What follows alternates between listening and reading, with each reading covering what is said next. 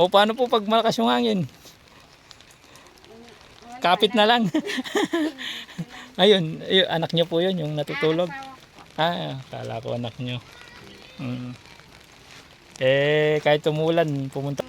Nag-ano, minsan po, nag-ano lang ng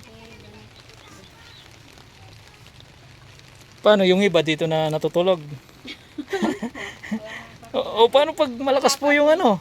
tatayo po. Ay, tal. Paano po pag malakas yung hangin, o di mababasa si bro? Tatayo na lang po, dito po. Tatay. Gagawin pa lang po yung ano po, pagdadyan. Bagong tayo ito Dati nung pupunta ako dito, wala pa to. O di, lalo masarap yung tulog mo dyan kasi malamig. Anong pangalan mo, tol? Laging mo.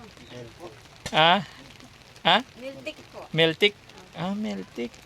Parang nakausap ko na rin yan. Nung nakaraan. Ayun yung asawa ni ate. Masarap ang tulog, malamig nakapasok na ako sa bahay mo Hindi kasi sarado Saan po kayo nagluluto? Diyan lang po, kahoy po. Saan po yung kahoy nyo? Di umuulan ngayon, basa. Inaano po. Sinisibak. May dala akong konting isda, sana po kahit mabigyan kayo doon. Kahit konti lang sana makatulong po, no. Galing pa ako ng Masantol, Makabebe. Nilakbayan ko ang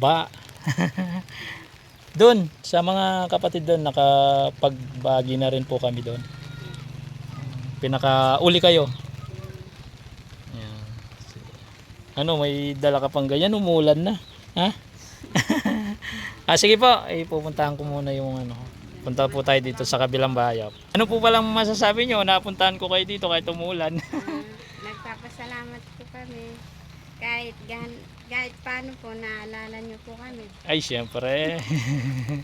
Thank you. Thank you, kapatid. Yan, punta tayo dito sa kabila. Hello po, ate. Yan po daw yung anak ko. Bakit naman? Hindi ko po alam sa kanya. Kasi baka po may makakapanood nito, mga kapatid. Kaya sino pong minsan po gustong tumulong sa kanila. nahihirapan po ako dito. Sino pong kasama niyong natutulog dito? Mga anak niyo po? Tignan niyo po yung tira nila, mga kapatid. Tignan niyo.